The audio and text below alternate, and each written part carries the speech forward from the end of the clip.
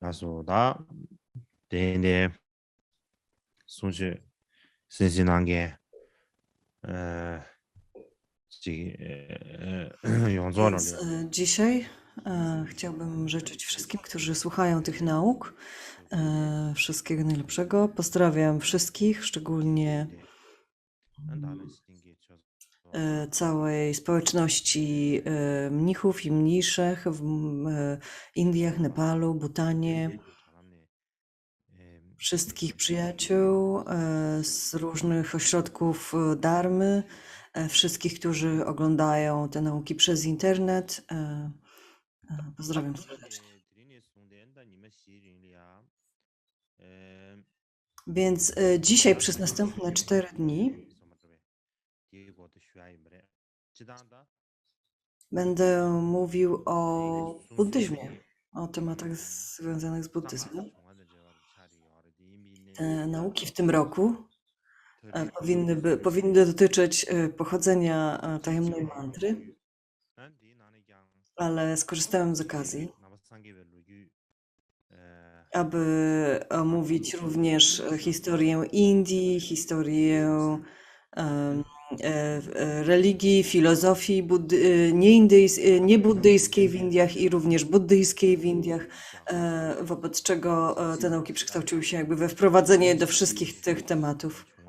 Więc wcześniej mówiliśmy o historii Indii i o religii brahmińskiej i o innych religiach, które się rozwinęły wówczas w Indiach. Teraz przejdziemy do buddyzmu.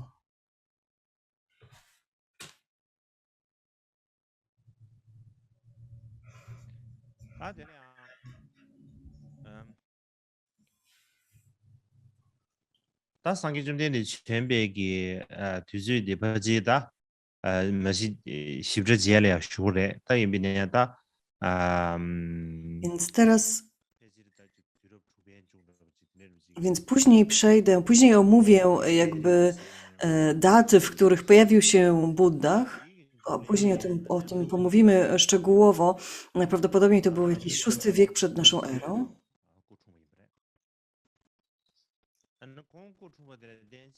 Wtedy narodził się Buddha i pojawienie się Buddy wywołało jakby duże zmiany w całej strukturze religijnej w Indiach.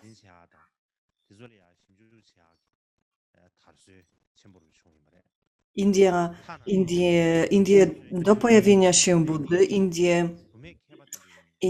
w Indiach panowała duża swoboda.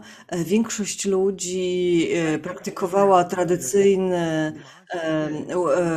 Upaniszady, praktykowała rytuały związane z Upaniszadami i ludzie dyskutowali na ten temat. Kobiety również brały udział w debatach filozoficznych, ale doszło do tego, że ludzie często jakby po prostu rozwijali swoją inteligencję po to, by przypodobać się innym, po to dla sławy. Bardzo często też w związku z tym popadali w takie przyjmowali takie niewłaściwe, kontrowersyjne, błędne poglądy.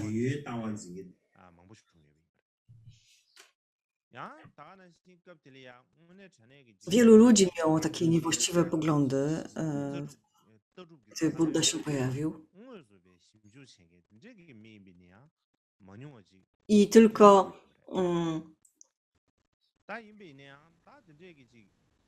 oczywiście było pośród nich były też takie osoby, które faktycznie zastanawiały się nad poważnymi filozoficznymi pytaniami o sens życia i świata i tak dalej. Ale większość z nich, szczególnie ci z tradycji bezbrahmińskiej, jakby skupiali się na tej zewnętrznej formie kultu religijnego.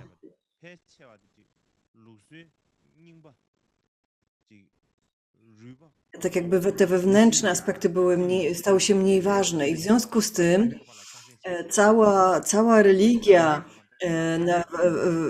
na wszystkich poziomach społecznych, wszystkie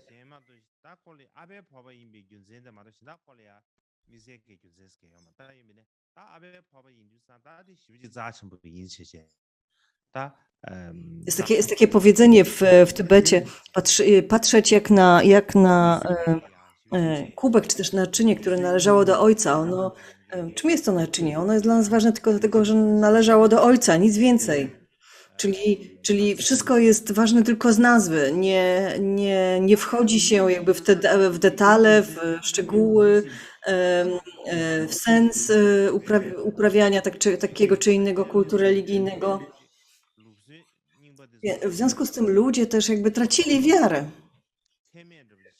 na wszystkich poziomach, we wszystkich tradycjach. Ludzie zaczęli zauważać jakby, że jakby kontynuowanie tych tradycji jest bezsensowne. Ludzie tracili, ludzie tracili wiarę, ludzie tracili zainteresowanie wykonywaniem takich czy innych rytuałów.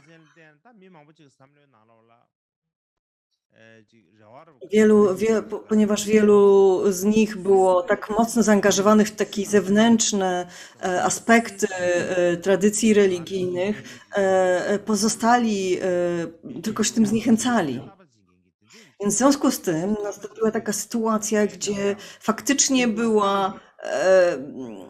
pojawiła się przestrzeń dla nowej religii, pojawiła się ludzie szukali nowej religii faktycznie. Stara religia zaczynała słabnąć.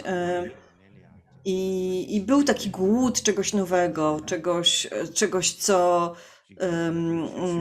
co byłoby bardziej autentyczne, co byłoby bardziej ścieżką duchowną, a nie tylko takim zewnętrznym praktykowaniem rytuału.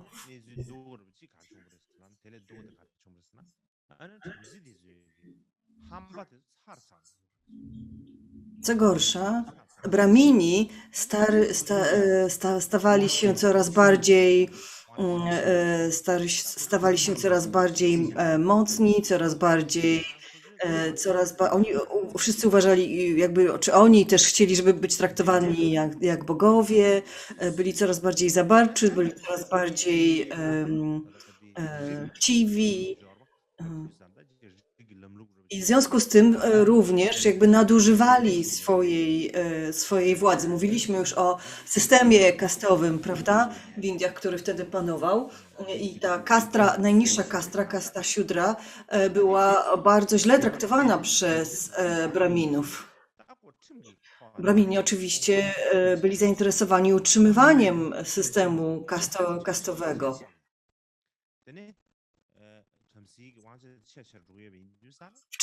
Wcześniej i to w tym czasie system kastowy już był zapisany jako prawo panujące w Indiach. To nie był tylko zwyczaj, to już stało się prawem. Zaś ucisk tej najniższej kasty był jeszcze gorszy niż wcześniej, był jeszcze silniejszy niż wcześniej. Ludzie też zaczynali postrzegać Brahminów jako ludzi, którzy nie mieli żadnego wykształcenia, żadnych wartościowych jakby zdolności, umiejętności, a jednocześnie byli bardzo chciwi, byli także bardzo chciwi i zaborczy. Siudra, ta najniższa kasta, nikt ich nie poważał, nikt ich nie traktował poważnie, jakby oni byli w takiej zupełnie odwrotnej sytuacji niż Brahmini. Nikt ich nie szanował. Wszyscy traktowali ich z góry.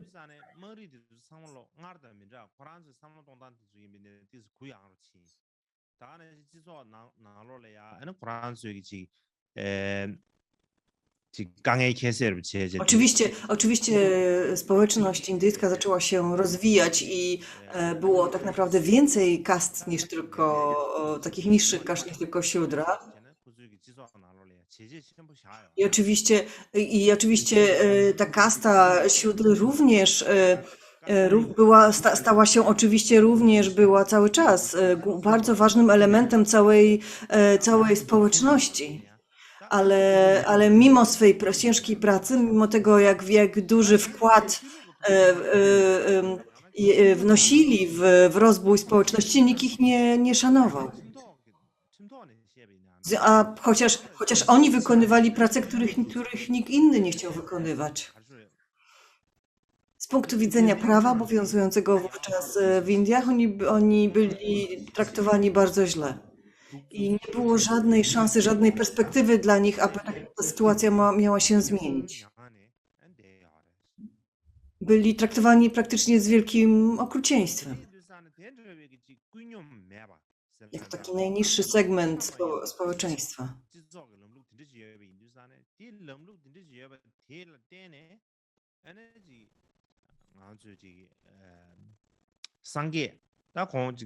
Więc oczywiście w ówczesnym społeczeństwie indyjskim nie panowała żadna równość, nie było żadnej równości. Zaś Buddha pojawił się z tymi ideami miłującej dobroci, życzliwości, współczucia, te elementy były bardzo ważne w naukach Buddy. I w związku z tym w takiej sytuacji, kiedy Brahmani nadużywali swojej władzy, zaś ta kasta Siudra była traktowana bardzo źle, z punktu widzenia Buddy taki podział nie miał żadnego sensu.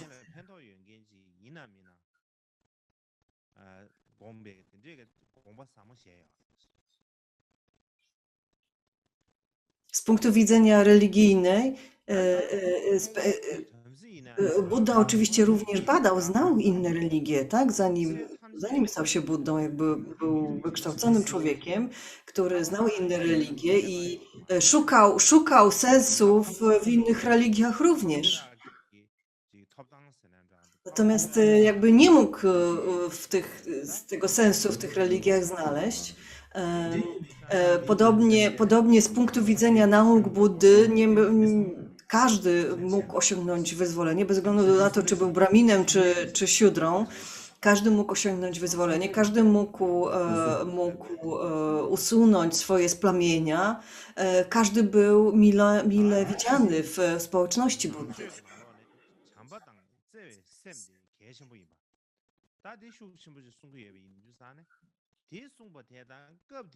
Ponieważ współczucie i miłująca i życzliwość jest bardzo ważna w buddyzmie. To dało ludziom wielką nadzieję. To było tak, jakby ludzie z różnych kast nagle spotkali się, nagle mogli stworzyć społeczność, która równych sobie, wspierających się nawzajem ludzi.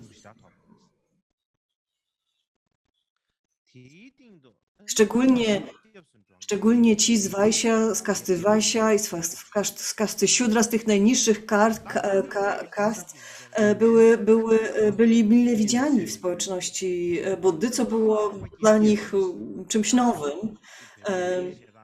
Podobnie wielu kszetrijów przyjmowało schronienie buddyjskie, więc to było tak, jak w tym takim ściśle kastowym, nierównym społeczeństwie buddyzm nagle się zaczął rozwijać w ciągu jednego wieku, 200 lat, stał się praktycznie w owym czasie na świecie największą światową religią.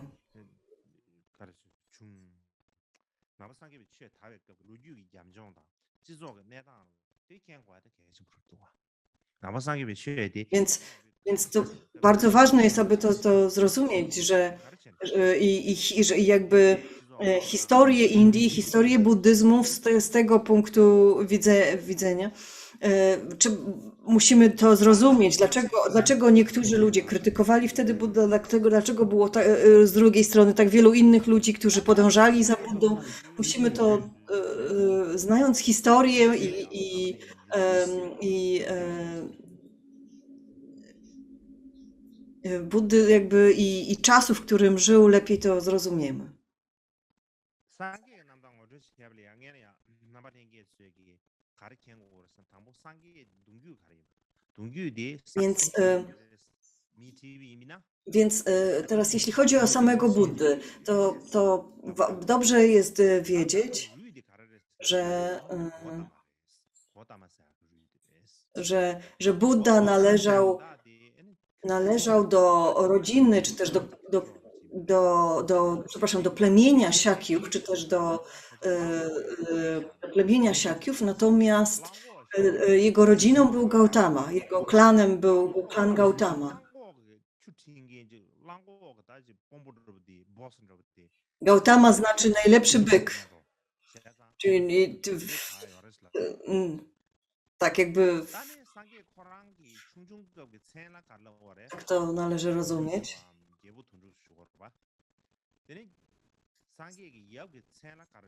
Siddhartha zaś, jak mówimy, był jego imieniem, jego osobistym imieniem. Jego ojcem był Suddhodana, jego matką była Maja. Później urodził się w Lumbini, wychowała go później Maha Prajapati, a stolicą tego kraju był Kapilavastu. Więc zanim Więc tutaj mamy taką listę różnych osób, które po tybetańsku na tym slajdzie, osób i miejsc, które wiążą się z życiem Buddy. Więc jak wiemy, osobą, która założycielem buddyzmu był Buddha. Wszyscy w Indiach i wszyscy inni filozofowie jakby zgadzali się do tego, że założycielem buddyzmu był Buddha, zaś naśladowców Buddy nazywali buddystami. Teraz mówimy po angielsku buddyzm, prawda? Wtedy mówiono raczej Buddha, Buddhanta. Po tybetańsku my mówimy Nangpa, czyli co oznacza ludzi patrzących do wewnątrz. Po angielsku można powiedzieć insider. Więc wówczas, kiedy pojawiło się, więc wszystkich innych nazywano outsiderami, natomiast buddyści siebie nazywali insiderami. Więc i stąd na tybetański zostało to przetłumaczone właśnie jako Nangpa. Czy inaczej, można mówić Nangpa, czyli insider, można mówić buddysta, to znaczy to samo. Więc dla nas Buddha jest jakimś konkretnym słowem, tak? Oznacza coś konkretnego, ale trzeba pamiętać, że słowo Buddha nie było używane tylko przez buddystów. Wczoraj mówiliśmy o dżinizmie, tak? O drugiej religii, która rozwijała się mniej więcej w tym samym czasie, kiedy pojawił się buddyzm. I w dżinizmie również mówi się o Buddach. Również używa się tego samego słowa. Oni twierdzą, że istnieje 45 rishi, czy też 45 mędrców i oni nazywają ich wszystkich Buddami. To znaczy, że te osoby już więcej się nie będą odradzać.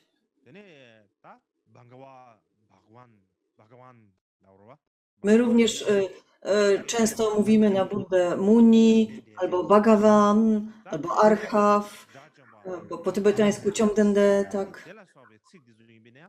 Mówimy też o nim jako archacie i tak dalej.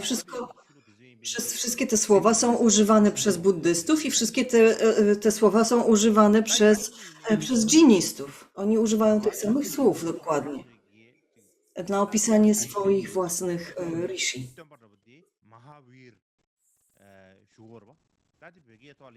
Założyciel dżinizmu, Mahavira, często nazywa się go Jina, czyli zwycięzca.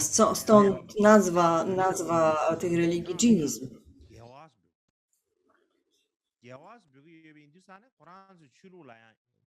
Więc zazwyczaj mówi się na niego Jinna, czyli zwycięzca, ale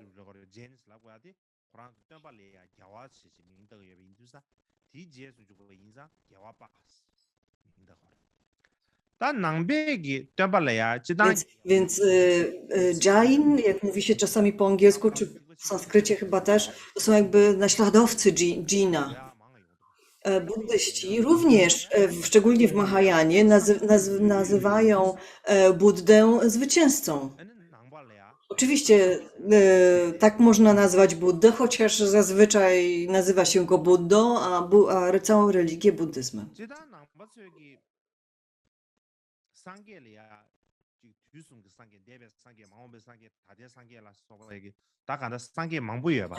Ogólnie buddyści zakładają, że było wiele, że jest wielu buddów, tak? Są buddowie trzech czasów,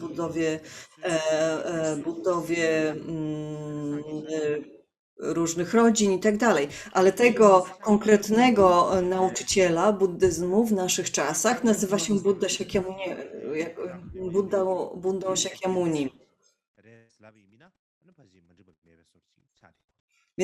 Więc Buddha Shakyamuni to jest jakby takie indywidualne imię tego konkretnego Buddy.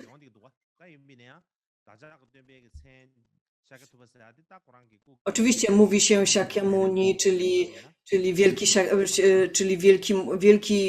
Shakya, tak nawiązując do jego plemienia, do nazwy jego plemienia. Mówi się też Gautama, nawiązując do jego jakby nazwiska, do imienia jego rodu.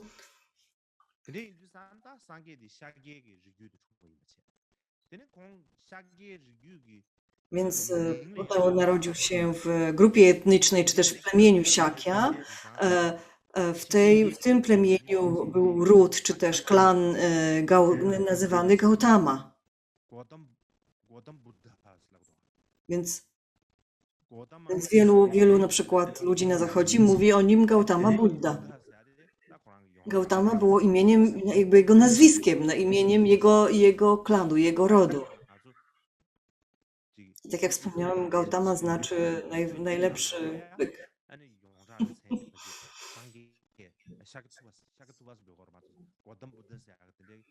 Jest tradycja.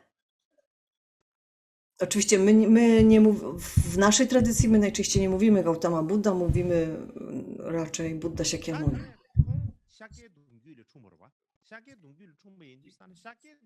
Więc on się urodził w plemieniu Shakya, w takiej czy też grupie etnicznej Shakya, którzy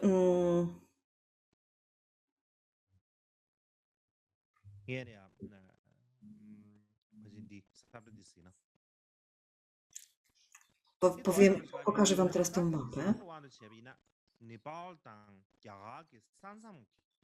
Więc więc to jest mniej więcej granica pomiędzy Indiami a Nepalem. Więc to było królestwo, to było małe plemię w gruncie rzeczy, mieszkające właśnie na obecnym pograniczu Indii i Nepalu. Ich stolica nazywana była Kapilavastu.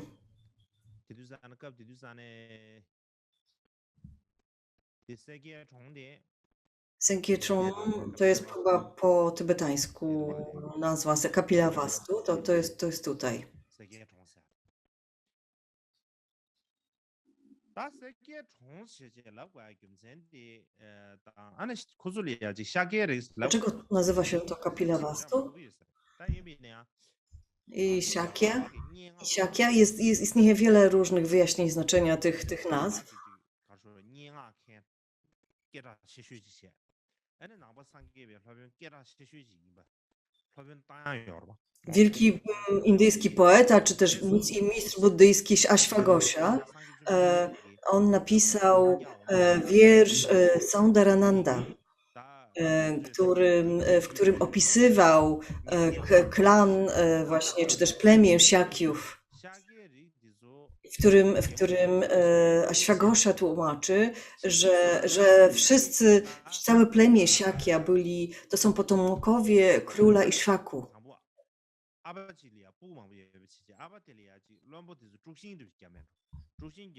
Więc najpierw ten król Ishwaku miał wielu synów, którzy kłócili się między sobą, więc on wysłał ich do lasów na medytację. Wysłał ich do lasów, w którym było wiele drzew nazywanych siak. Mówi się o drzewie siaka. Nie wiem dokładnie, jakie to jest drzewo. W każdym razie w tym lesie było bardzo dużo tych drzew, właśnie siak. Więc wszystkie te dzieci króla spędziły tak dużo czasu w tym lesie, że zaczęto je nazywać Shakya. Czyli od tych drzew właśnie. Zaś miasto, w które wybudowali, było nazywane Kapilavastu, ponieważ tam najprawdopodobniej żył ten mistrz Kapila, który założył szkołę Samkhya, o której mówiliśmy wcześniej. Oni wszyscy stali się uczniami tego mędrca Kapili. I stąd po odejściu Kapili nazwali to miejsce właśnie Kapilavastu.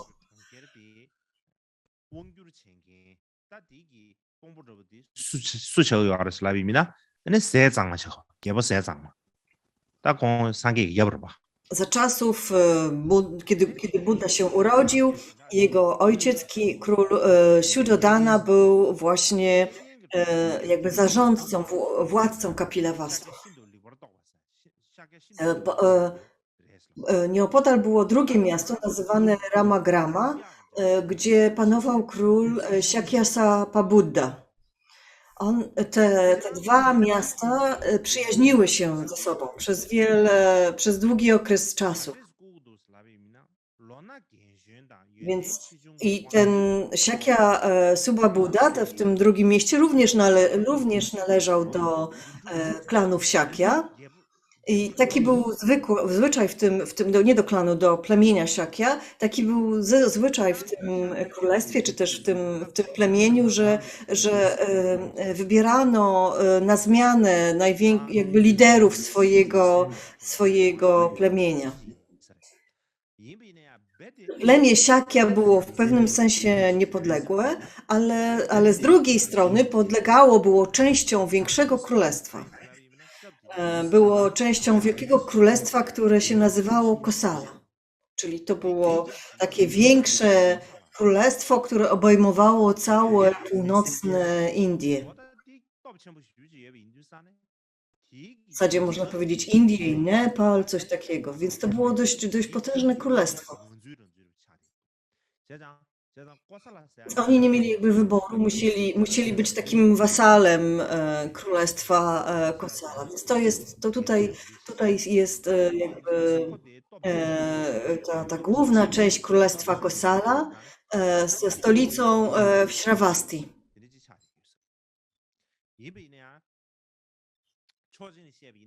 I to było dużo potężniejsze królestwo. W zasadzie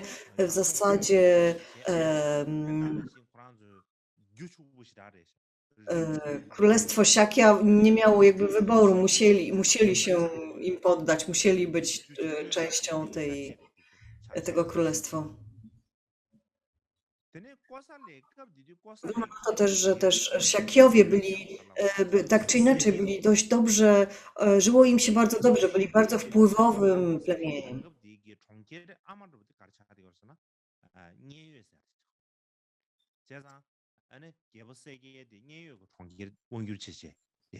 Więc tak jak powiedziałem, stolicą Kosali było Shravasti,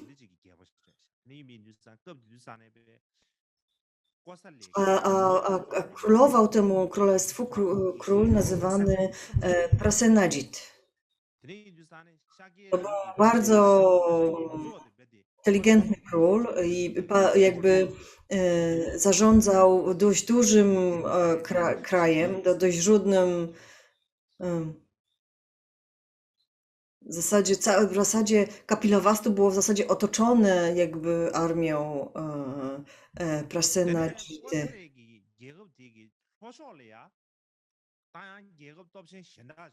Na południe od Kosali, od tego królestwa, było drugie potężne królestwo, które się nazywało Magadha.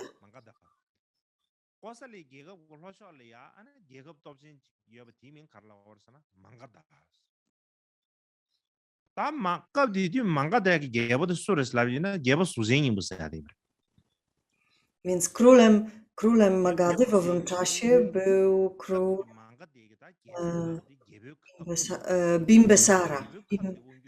Bimbisara. Zaś Rajagriha była stolicą tego królestwa.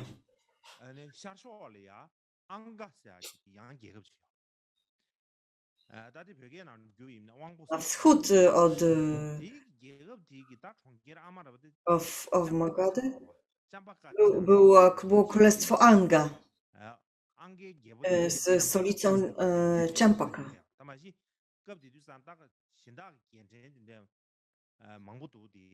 Więc i wokół było też wiele innych jakby królestw. Nie wiem, czy będę mógł jakby opowiedzieć o wszystkim, ale myślę, że to, co teraz mamy na tej mapie, to wystarczy na razie. Więc teraz chciałbym przedstawić jakby takie drzewo rodziny Buddy. Więc wygląda na to, że jak mówiliśmy o 4 kastach, tak, głównych 4 kastach w Indiach, wygląda na to, że wielu ludzi mówi, że Buddha należał do kasty Kshatriya, ale nie jest to takie pewne. To dlatego, że to plemię Siakya głównie zajmowało się rolnictwem. I w tym plemieniu Siakya kasty nie były zbytnio przestrzegane. To rozróżnienie na kasty nie było takie klarowne. Wszyscy uprawiali rolę. Głównie uprawiali ryż. Więc dlatego wielu badaczy obecnie uważa, że plemię Siakya w ogóle mogło nie pochodzić od Aryów. Że oni nie należeli do tej grupy etnicznej Aryów, że byli rdzennymi mieszkańcami Indii. Oczywiście nie możemy teraz tego powiedzieć na pewno, ale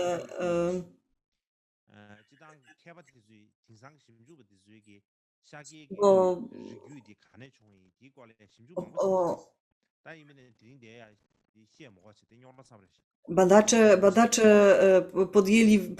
podejmowali wiele wysiłków, aby stwierdzić, skąd to plemię się w ogóle wzięło. Jest wiele opracowań na ten temat, ale nie będę teraz ich wszystkich przytaczał.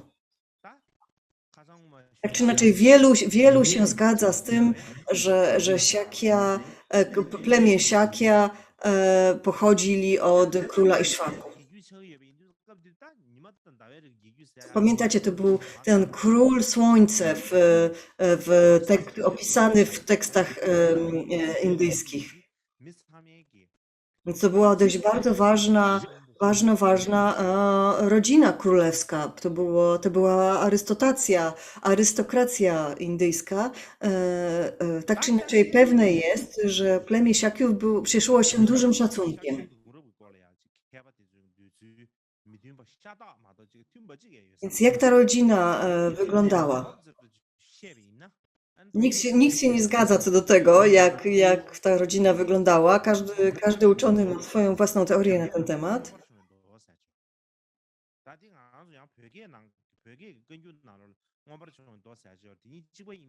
Możemy się oprzeć o Abhinishkrama Sutrę, znaną w Tybecie.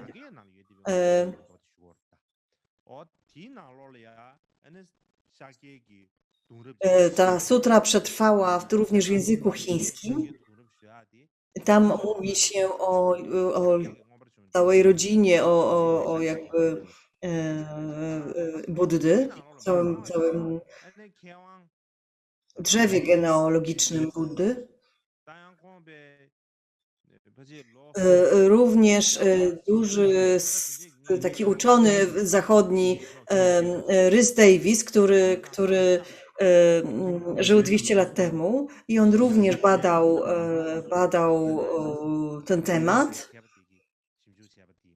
I więc moje tutaj jakby założenia, które teraz przytoczę, właśnie pochodzą i z sutry Abhinishkrama, i z wywodów, czy też wniosków wysnutych przez tego uczonego Rhys Davisa. Davids.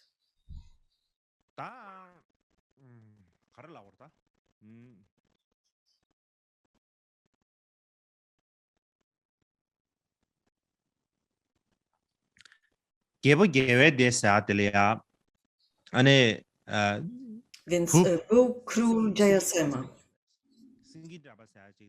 On miał syna o imieniu Simahanu i córkę Jashodarę.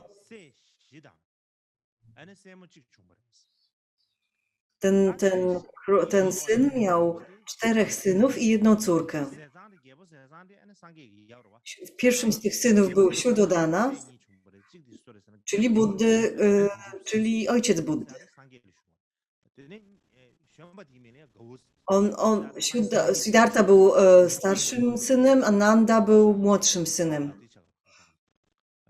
Nanda był młodszym, przybranym w zasadzie bratem Siddharty, ponieważ oni mieli tego samego ojca, ale matką Nandy nie była Maya, tylko Mahaprajapati.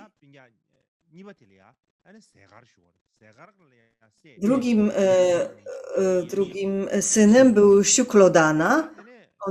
On miał synów Nankla i Badrika, którzy później stali się mnichami Buddy. Kolejnym synem był Dronodana, który miał 2 synów Anandę i Devadatę.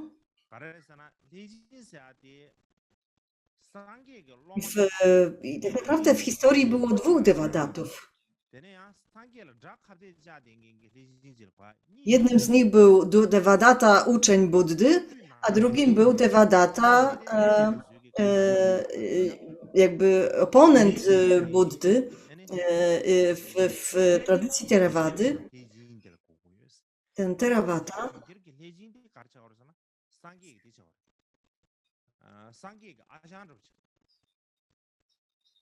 on był wujem Buddy, zaś w chińskiej tradycji Devadatta był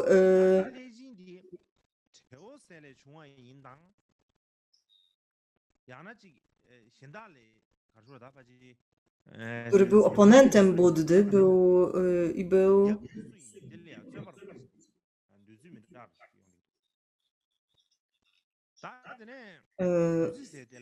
jakimś kuzynem, jakimś bratem jego, ale wygląda na to, że to jest właśnie ten. Potem kolejnym synem był Amridyodana, który miał 2 synów, Arinudana i Mahamane, i córka Amrita, Tisya, która miała córkę, która również miała syna Tisię. W sumie nie wiem, czy syna czy córkę. Tisia. 다르디 가사 Więc tak mniej więcej wyglądała rodzina Buddy.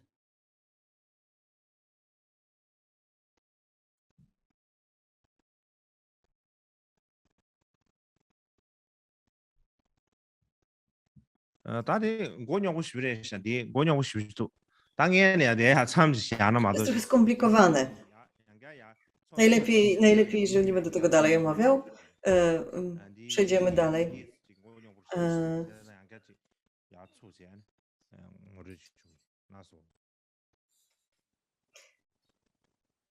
Więc teraz będzie 30 minut przerwy. Po przerwie wracamy do wykładu.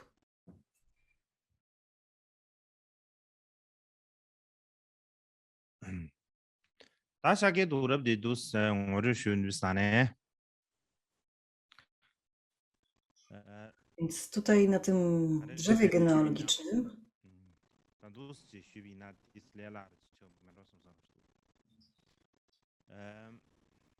może łatwiej będzie tak to wyjaśnić.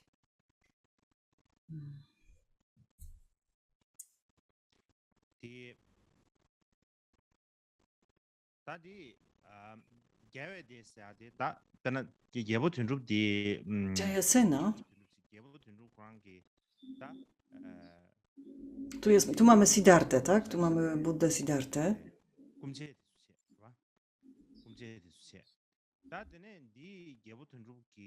To jest Siddhartha i jego kuzyni. A tutaj jest ojciec i wujowie. I ciotka. Więc to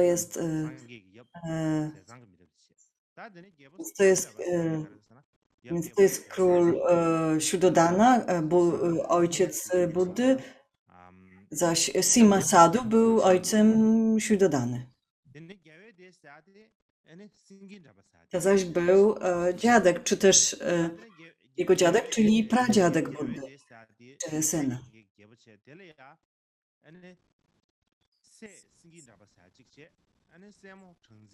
Jayasena był królem Kapilavastu, miał dwoje dzieci, więc jego córka miała tak samo na imię jak później żona Siddharty. Więc król Simhahanu miał 4 synów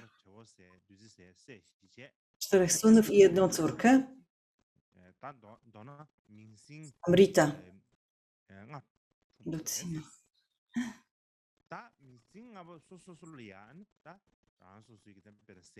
Więc tych 5 dzieci miało swoich synów. Shuddhodana miał 2 synów, Siddhartha i Nandę. Siddhartha był starszy, Nanda był młodszy.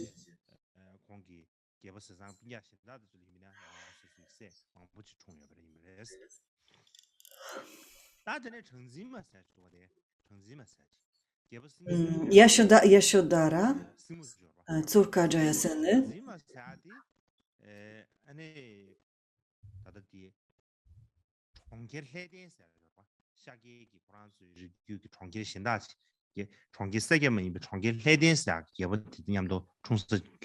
mówiłem, że było drugie miasto w pobliżu, tak? Devadaha, więc ona została wydana za mąż za króla tamtego miasta.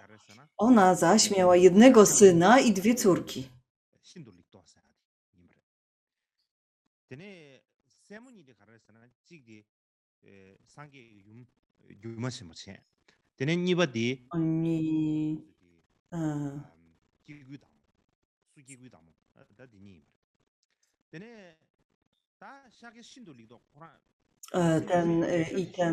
Yashodhara miała też synów, który się nazywał Shakya Suprabuddha.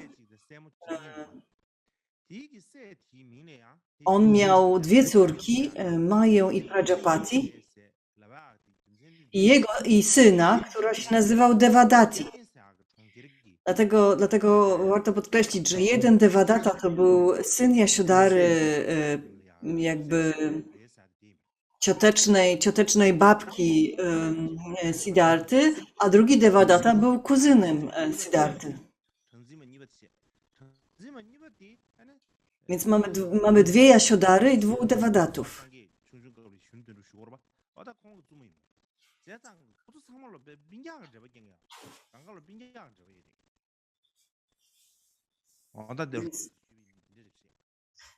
Więc Jasiodhara miała później syna króla Shakya Prabhuddy, który miał z drugiej strony dwie córki, Maję i Prajapati, które wydał za mąż za Sudodanę, ojca Siddharty.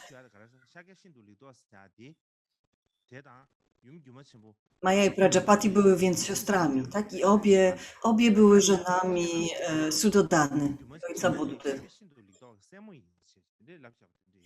W sutrze Abhinishkrama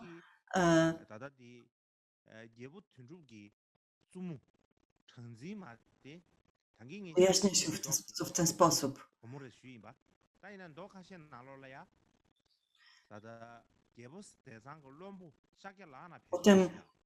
Potem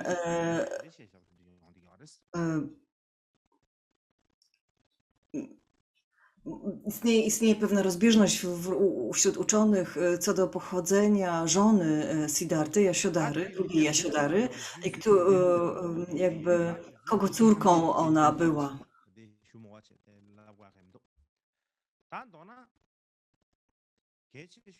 Więc pokrótce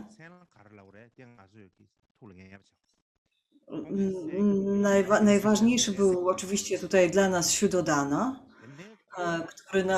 który należał właśnie do tego klanu, tak jak do tego, przepraszam, plemienia Shakyów. I on był w tym czasie, kiedy Buddha się urodził, on był jakby przywódcą tego plemienia. Matką Siddharty była Maja, czy też teraz często się mówi Mahamaya. Ona była matką Buddy, ale ona zmarła 7 dni po narodzeniu Buddy. W związku z tym Buddę wychowywała, jakby zapewne o tym wiecie, więc Buddę wychowywała jej siostra Mahaprajapati. Czy też wówczas była nazywana pewnie tylko Prajapati.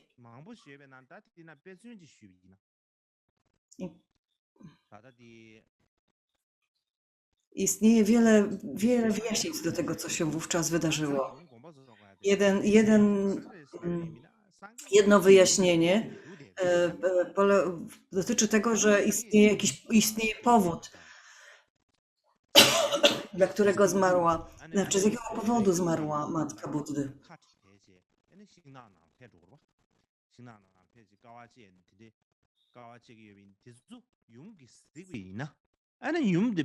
Później Buddha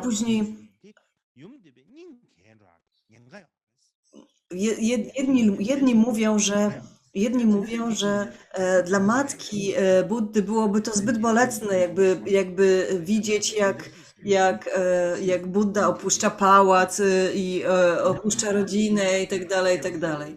Ale to oczywiście to jest pewne fajne wyjaśnienie, prawda? Ale tak niektórzy ludzie mówią, ale moje własne rozumienie tej sytuacji było takie, że kiedy Buddha się narodził, to król Suddodana był bardzo dość zaawansowany wiekiem. I Maja również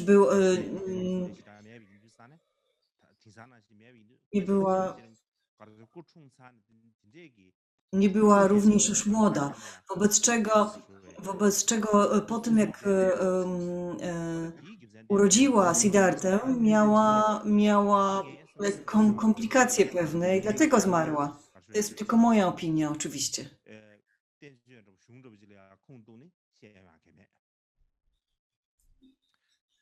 Nie ma żadnych tekstów, nie ma żadnych dowodów na to, nie ma żadnych zapisów na ten temat. Tak czy inaczej, ona zmarła mniej więcej 7 dni po narodzinach Buddy. Ale tak jak mówiliśmy, Siddhartha miał dwie żony, dwie siostry.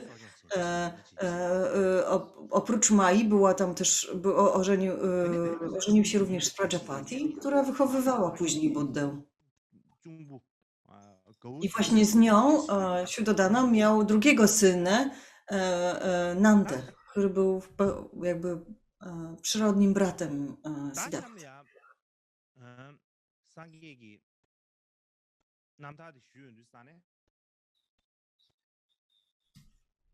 Teraz możemy przejść do jakby życia Buddy.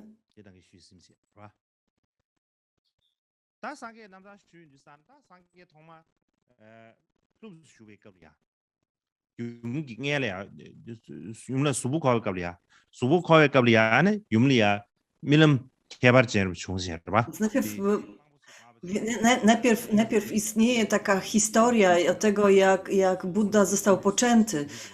Mówi się, że jego matka miała wtedy taki sen o białym słoniu, który wniknął w jej ciało. Zaś tuż przed narodzeniem Buddy jego matka Maja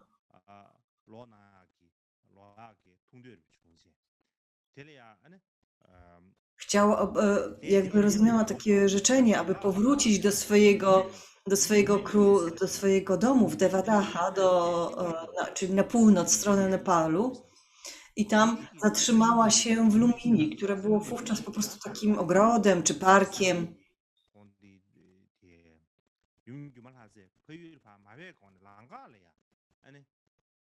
I tam, więc to było jakby po drodze, tak? Jakby w tym parku, w tym ogrodzie tam urodziła Buddę.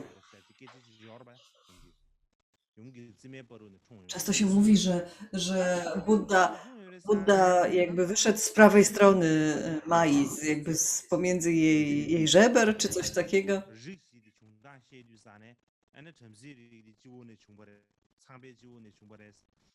To chyba pochodzi z takiej staroindyjskiej tradycji właśnie, która mówi, że Brahmini wyłonili się z czoła Brahmy, kszatrije właśnie z prawego ramienia Brahmy i tak dalej, i tak dalej. Więc jakby to potwierdzało jakby istnienie systemu kastowego w Indiach i to był taki zwyczaj, Oczywiście ludzie nie rodzą się w ten sposób i byłoby to dość przerażające, gdyby Buddha narodził się w ten sposób, prawda? Więc on urodził się w Lumbini i później cesarz Ashoka odnalazł to miejsce i postawił tam taką kolumnę, którą opisał właśnie mistrz Xuanzang. Pamiętacie ten chiński mnich, który podróżował po Indiach i opisywał Indie w swoich pamiętnikach z podróży. Później odnaleziono to miejsce i wykopano, bo cała kolumna jakby znalazła się pod ziemią w którymś momencie i w 1896 roku ją odnaleziono, wykopano z pisma, które się zachowało na kolumnie, odczytano, że tutaj jest właśnie miejsce narodzin Buddy. Obecnie to miejsce jest nazywane Rumindei, to chyba jest po nepalsku.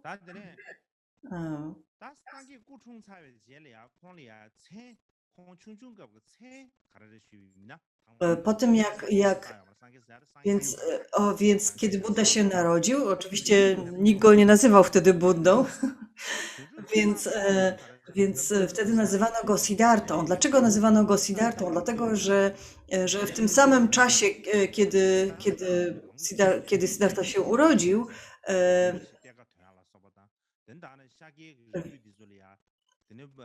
król odnalazł pewien skarb E, inne dzieci również się narodziły w plemieniu Siakia, więc wszystkie jakby życzenia króla się spełniły. Więc Siddhartha znaczy urzeczywistnienie wszystkich życzeń. Siddha to jest urzeczywistnienie i Artha jest życzenie. Kolejnym pytaniem jest, kiedy się urodził Buddha? W którym roku, w którym miesiącu? Możecie wybrać sami. Nie jesteśmy w stanie powiedzieć, w którego dnia i którego roku, nawet nie wiemy, którego miesiąca, nawet nie wiemy, którego roku albo którego wieku.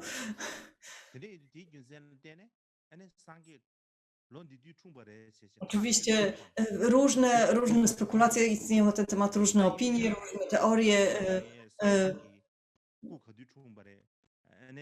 Nie jesteśmy w stanie powiedzieć dokładnie, kiedy te narodziny nastąpiły.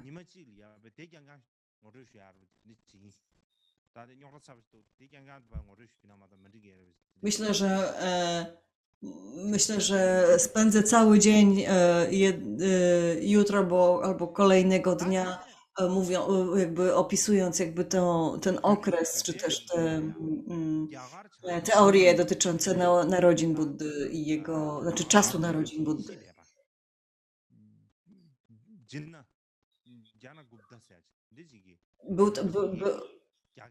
Był taki indyjski mistrz Gnana Gupta, który podróżował do Chin, który przetłumaczył Abhinishkrama sutrę na chiński. To jest ta sutra, o której już wspominałem, która mówi o klanie, o rodzinie Buddy. Ona jest jakby źródłem tego jakby tekstem źródłowym dla tego wykładu.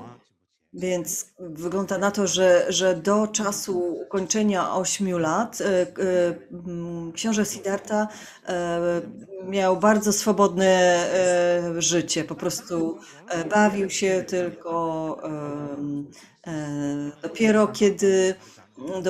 dopiero kiedy skończył 8 lat, zaczął swoją edukację. Nauczył się czytać, pisać.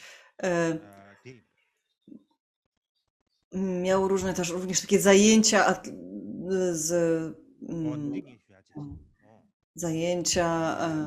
wojenne. Zapomniałam jeszcze powiedzieć o tym wydarzeniu. Więc pewien Soothsayers to był taki mistrz duchowy.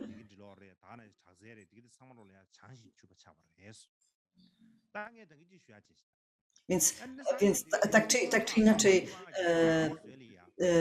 Buddha wygląda na to, że uczył się 12 lat, jakieś 12 lat i osiągnął mistrzostwo we wszystkich różnych dziedzinach nauki i sportu i różnych dziedzin, różnych sposobów walki i tak dalej. Więc tutaj zapomniałam o tym slajdzie, kiedy po narodzinach Buddy przedstawiono dziecko takiemu mędrcowi Soothsayers,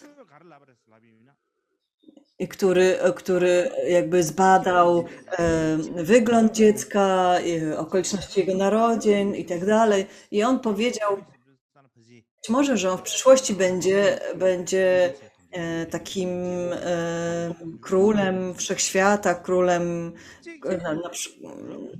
na przykład, że będzie takim bardzo potężnym królem, a być może po prostu stanie się mnichem. Poświęci się, czy też po prostu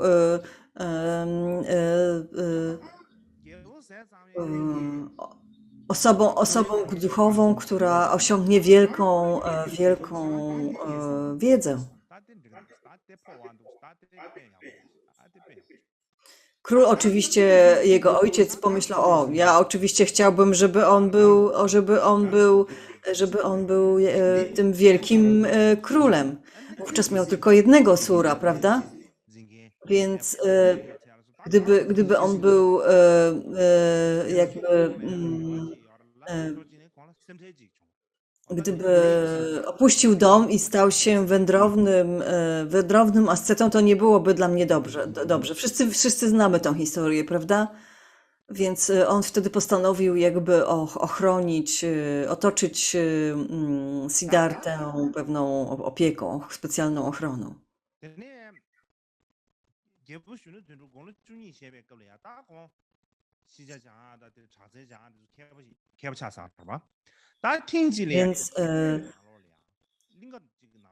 Więc książę Siddhartha stał się takim wielkim uczonym, jakby osiągnął mistrzostwo w różnych dziedzinach wiedzy.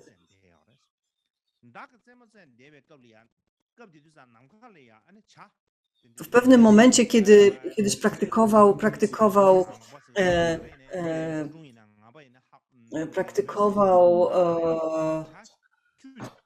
strzelanie z łuku i na niebie jakby pojawił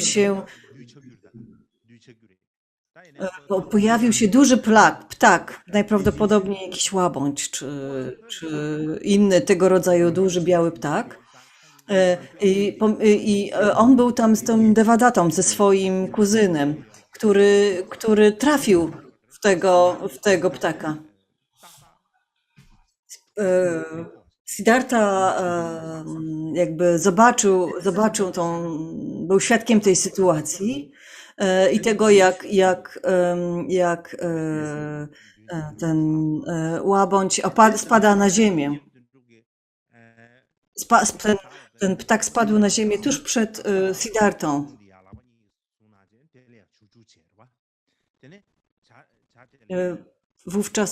Wówczas jakby wziął tego ptaka na ręce, wyjął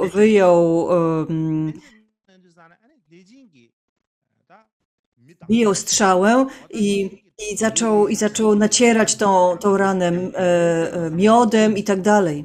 Devadatta zaś przyszedł i ja zestrzeliłem tego ptaka, a on spadł przy tobie. To jest mój ptak. Nie możesz go zatrzymać, to jest mój ptak. Ja go zestrzeliłem, musisz mi go oddać.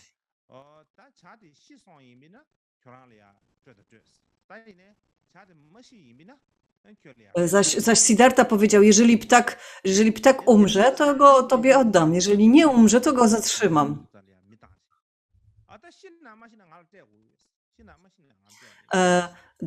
Devadatta zaś się jakby kłócił z nim. Nie, wszystko jedno. Czy on będzie żył, czy nie, on należy do mnie. To ja go zestrzeliłem, prawda?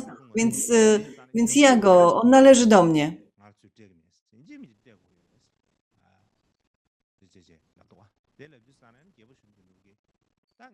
Siddhartha odpowiedział, że w przeszłości wyrażałem życzenie, aby ochraniać wszystkie czujące istoty.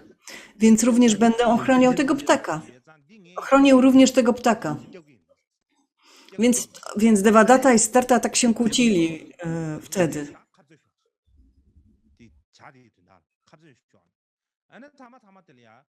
Wówczas Devadatta i Siddhartha jakby poszli do starszyzny, aby rozstrzygnęli ten spór. Więc wygląda na to, że w ten sposób jakby tego rodzaju wydarzenie jakby zapoczątkowało taką całą jakby rywalizację pomiędzy Devadattą i Siddhartą, która trwała całe ich życie.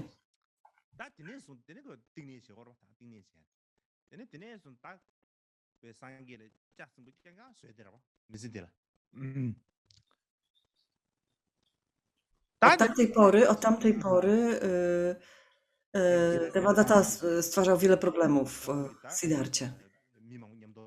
Jak rozumiem, tutaj wszyscy przyznali rację Siddharcie, a nie Devadacie.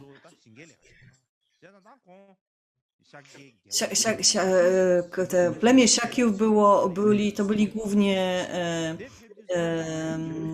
rolnicy, prawda? Więc w którymś momencie król wyjechał jakby na pole, zobaczyć jak wszystko rośnie i zabrał ze sobą właśnie Siddhartę, który miał wtedy 8, on miał tylko 8 lat i wówczas mały Siddhartha jakby zobaczył, jak silniejsze zwierzęta zabijają i zjadają mniejsze zwierzęta.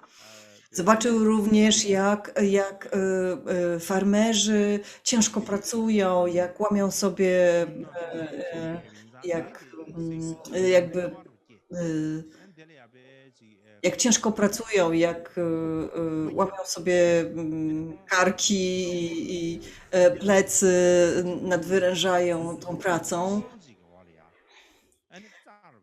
Więc wówczas Siddhartha, wówczas pojawił się taki festiwal, coś na zasadzie jakiegoś takiego festiwalu rolniczego, jakichś zawodów. A Siddhartha tak źle się poczuł tym widokiem tych smutnych jakby zjawisk, że odszedł od nich, usiadł pod drzewem i usiadł w medytacji. I w tym momencie osiągnął pierwszy poziom bodhisattwy. Dzięki oczywiście zasługę zeszłych żywotów, oczywiście, prawda? Mówi się, że sutry właśnie mówią, że w tym dokładnie miejscu usiadł i osiągnął pierwszy poziom bodhisattwy, pierwszą dhyanę.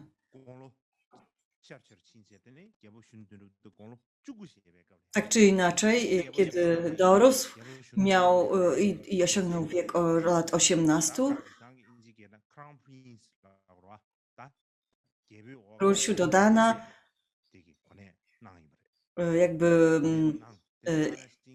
jakby przedstawił Siddhartę jako następcę tronu i jakby sprawił, że Siddhartha ożenił się z Jashodarą. To jest jakby obrazek z ich ślubu. I urodził im się jeden syn o imieniu Rahula.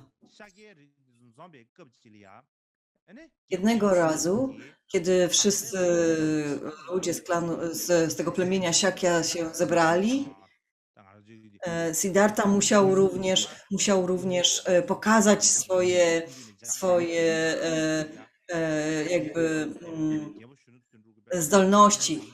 W tamtym czasie młodzi mężczyźni jakby ćwiczyli różne sztuki walki i tak dalej i on musiał jakby pokazać właśnie, jakie sztuki walki opanował.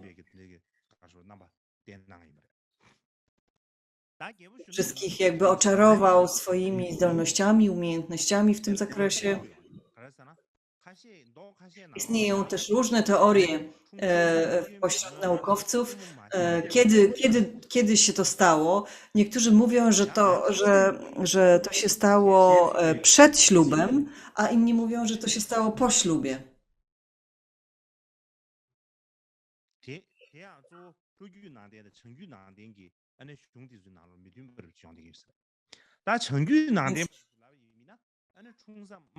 Różnią się pisma z południowej tradycji buddyjskiej i północnych. Te z północnych, czyli nasze, mówią o tym, że to były takie zawody, w których jakby Siddhartha musiał pokazać, że jest godnym następcą tronu i że może ożenić się z Jashodarą. To też jakby na podstawie tego też jakby ludzie wysnuli, to jest jakby potwierdzeniem też w pewnym sensie, że Siddhartha należał do kasty kshatriyów, gdyż oni byli właśnie tymi wojownikami, którzy i oni byli właśnie znani z tego, że szczególnie w tym klanie Shakyów, którzy byli bardzo dobrymi dobrze strzelali z łuku. Byli dobrymi łucznikami. I Siddhartha podobno był niezwyciężonym łucznikiem i to właśnie jakby pokazał podczas tych zawodów. Mówi się, że w całych Indiach było wiadomo, że Siakiowie byli niedoścignionymi łucznikami. Więc książę Siddhartha po tym, jak się ożenił, 10 lat później opuścił pałac i zaczął praktykę dharmy. Powodem, dla którego to uczynił,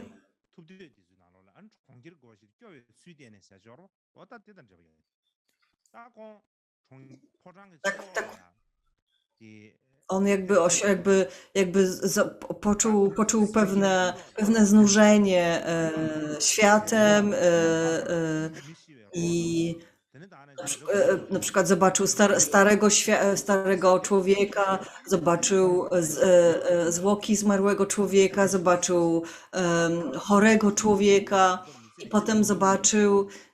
potem zobaczył medytującego człowieka. Więc w ten sposób więc jego nastawienie do życia zaczęło się bardzo zmieniać.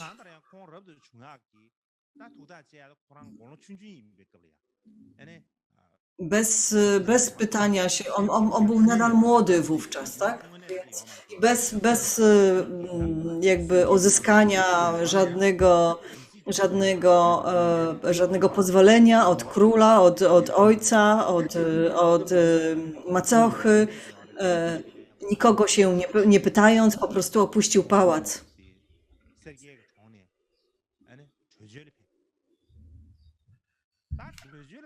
Nadal miał żonę i syna, ale postanowił, że opuści Kapilavastu. Więc w naszej tradycji mówi się, że opuścił pałac w środku nocy, gdzieś tuż po północy. Miał konia, który się nazywał Kantaka i wziął go ze sobą oraz swojego woźnicę Czanę.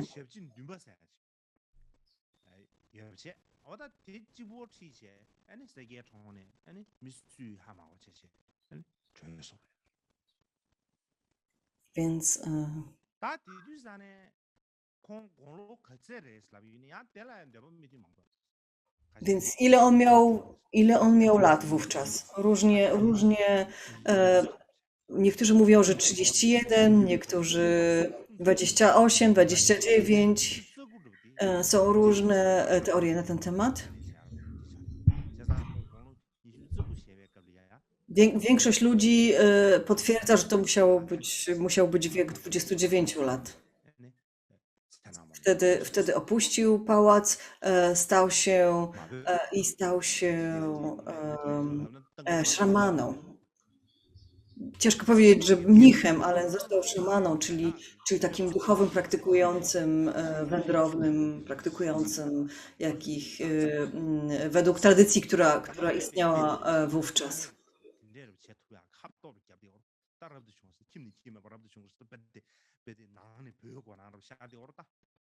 Więc wielu ludzi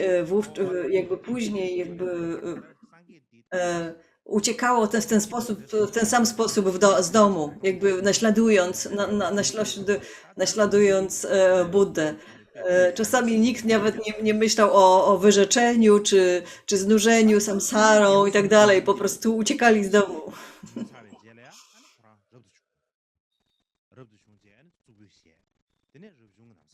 Więc potem, gdy Siddhartha opuścił pałac, ściął swoje włosy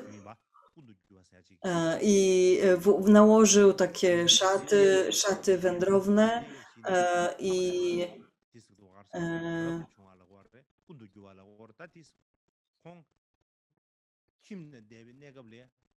niektórzy mówią na to, że był samiasinem, niektórzy, że był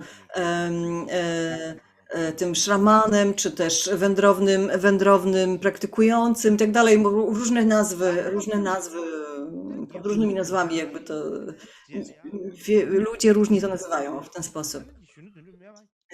Następnego dnia król Siudadana dowiedział się o tym, że Siddhartha zniknął i od razu wysłał ludzi, aby go szukali.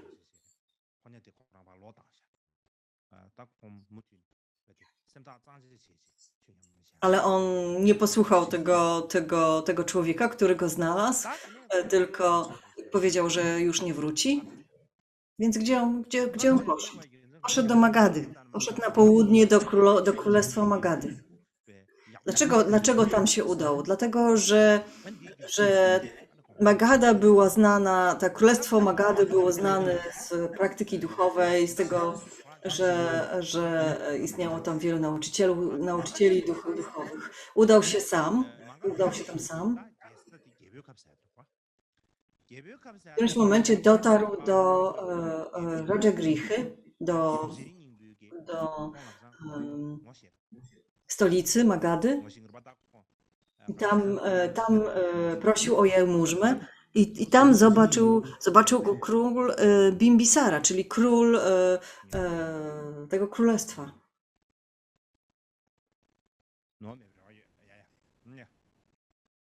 Mam nadzieję, że tu się nie pomyliłem.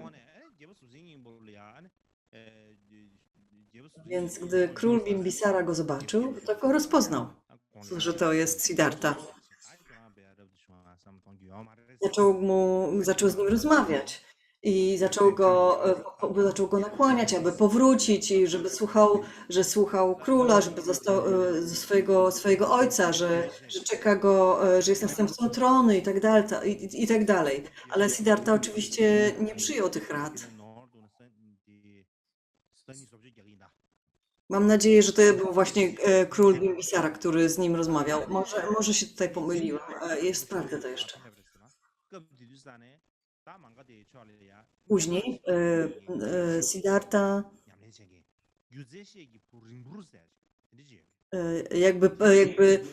odnalazł dwóch najbardziej znanych nauczycieli buddyjskich. Jednym z nich był Alara Kalamana albo Arada Kalama. Alara Kalama. On praktykował samadhi i jakby osiągnął dość wysoki poziom samadhi, więc on osiągnął tą bezforemne samadhi nicości. Czyli taki trzeci poziom tych nieforemnego samadhi. I oczywiście książę Siddhartha również osiągnął to samo samadhi, ale nie usatysfakcjonowało go to. Osiągnął ten stopień bardzo szybko i to było dość proste dla niego, ale stwierdził, że to jeszcze nie jest wyzwolenie. Więc udał się do kolejnego nauczyciela. Kolejnym nauczycielem był Udaka Ramaputra. Więc Udaka osiągnął poziom samadhi ani istnienia, ani nieistnienia. To był jeszcze wyższy jakby poziom samadhi. I oczywiście wytłumaczył, jakby przekazał to Siddharcie. Siddhartha osiągnął ten sam stan i mówi się, że Siddhartha osiągnął wtedy taki stan pełnego spokoju umysłu, w którym nie było w jego umyśle nie było żadnego ruchu. Wszystko miało taki sam smak i tak samą niezmienną naturę. Jakby wodę zmieszano z wodą.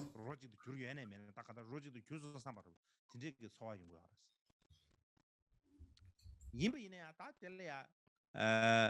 wiem, czy faktycznie osiągnął taki poziom, ale tak czuł, tak to jest opisywane.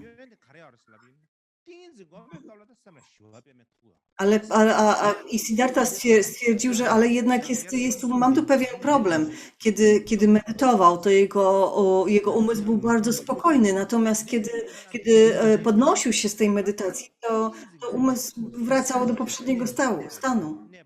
To samadhi się jakby nie mogło utrzymywać przez cały czas. Więc Siddhartha stwierdził, jeżeli tutaj chodzi tylko o to, żeby mój umysł był przez chwilę w medytacji spokojny, to jeszcze nie jest to. To przecież to nie może być, to nie może być jakby wyzwoleniem. Więc wówczas Buddha zaczął ćwiczyć się również samadhi, jakby zrozumiał, że samadhi medytacji trzeba powiązać z prażnią, trzeba połączyć z takim urzeczywistnieniem prażni. Dlatego opuścił tego nauczyciela znowu.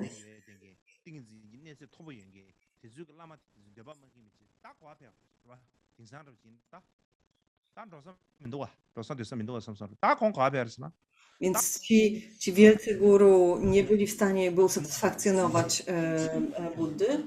Więc teraz przechodzimy do tego obrazka po prawej. On udał się do lasu i tam praktykował samotnie pośród drzew. I tam praktykował medytację dalej. Stwierdził, że najlepszym miejscem do tego będą brzegi rzeki Nairanjana, w takich lasach, które się nazywały Uruvela.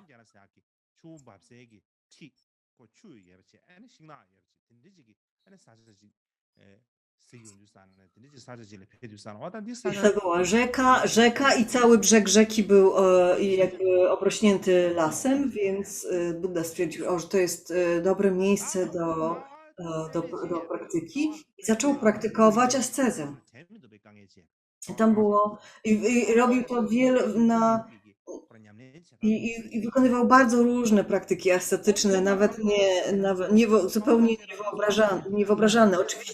Oczywiście są to niebuddyjskie praktyki ascetyczne. Dla przykładu wam podam. Jeden polegał na tym, aby zatrzymać swój oddech.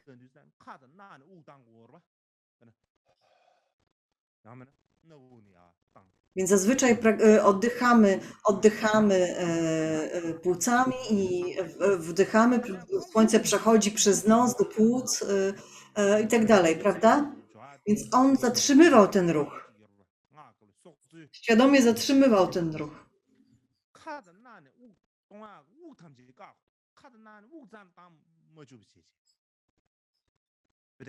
Więc w ten sposób...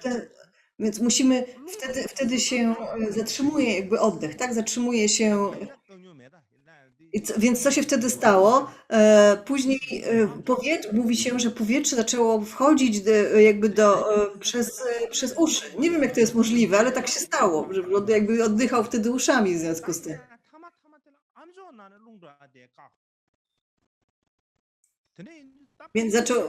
Więc w końcu nawet zatrzymał ten oddech uszami, to znaczy zauważył to i zatkał nawet uszy. Zazwyczaj, kiedy nie oddychamy, przestajemy żyć, prawda? Jakby umieramy. Więc to musiało przynosić mu dużo cierpienia. Ale on był bardzo pilny w praktykowaniu tego rodzaju ascetycznych ćwiczeń. Jakby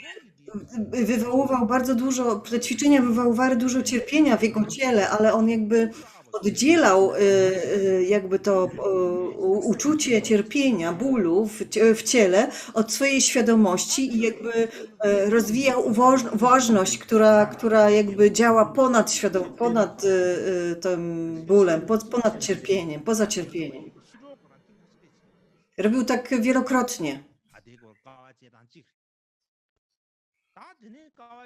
Więc on jakby robił to kilkakrotnie, tak jakby kilkakrotnie umarł w pewnym sensie. Niektóre teksty to opisują. Więc innym razem, inną praktyką, którą wykonywał, było powstrzymywanie się od spożywania jakichkolwiek jedzenia. Na początku się jakby zmniejsza ilość spożywanego jedzenia, aż w końcu w końcu w ogóle się nic nie pije. Oczywiście, oczywiście, więc tego rodzaju post sprawił, że jego ciało stało się bardzo chude, skóra zwisała z niego, włosy mu wypadły.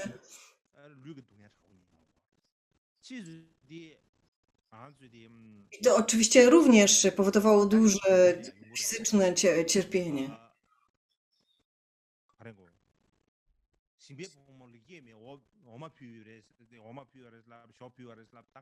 Bo tam, jak historia mówi, pojawiła się dziewczyna, która ofiarowała mu jogurt. Niektórzy mówią, że mleko, niektórzy mówią, że kir. Tak czy inaczej ofiarowała mu tego rodzaju pożywienie. To była córka okolicznego rolnika. Więc mówi się, że kiedy ona go najpierw zobaczyła, to pomyślała, że to był jakiś duch lasu. On jakby całkowicie się jakby upodobnił do drzew, jakby jego ciało było ciemne jak drzewa i ona uznała, że to jest po prostu jakiś upiór leśny albo jakiś duch leśny. Więc kiedy tak praktykował sam w lesie i praktykował ascezę, wspominał swoje poprzednie życie.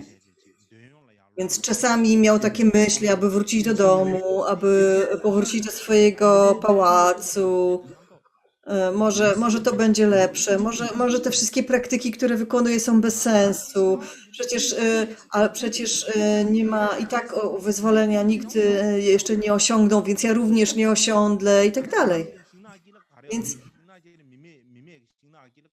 Więc to jest bardzo możliwe, że tego rodzaju myśli, tego rodzaju wątpliwości się pojawiały w jego umyśle.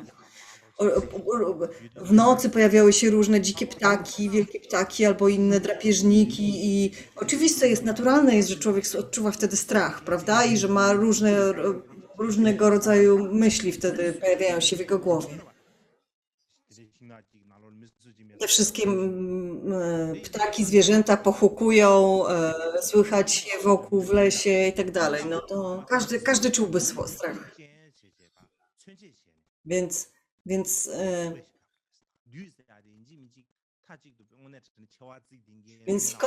w końcu Siddhartha przedstawił, później Buddha przedstawił te wszystkie myśli jako Marę. Jako demona, jako Marę, który jakby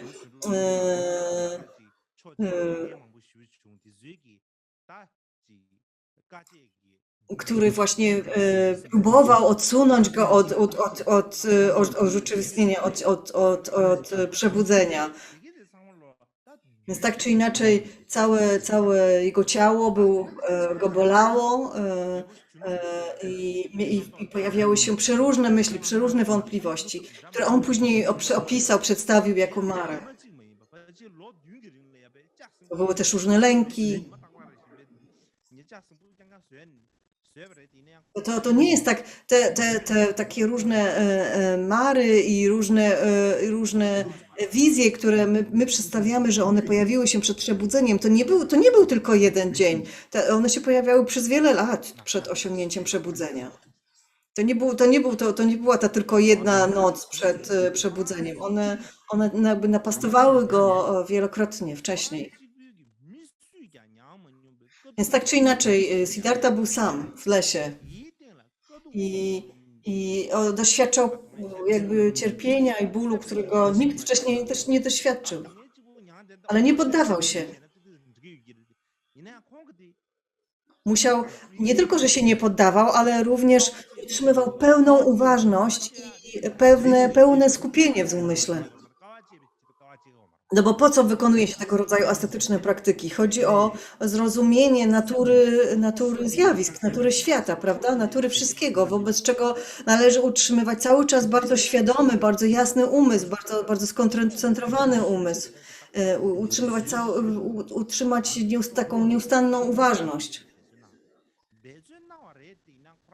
Więc on to zrobił w sposób niesamowity. My nawet nie możemy sobie tego wyobrazić.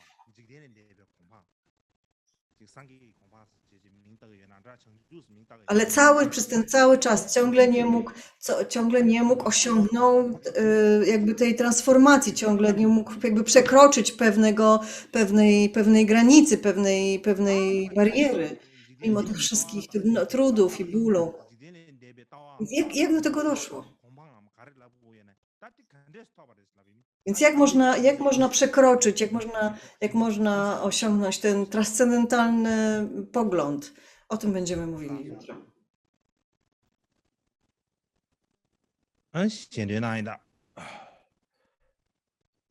Więc teraz dedykacja zasługi.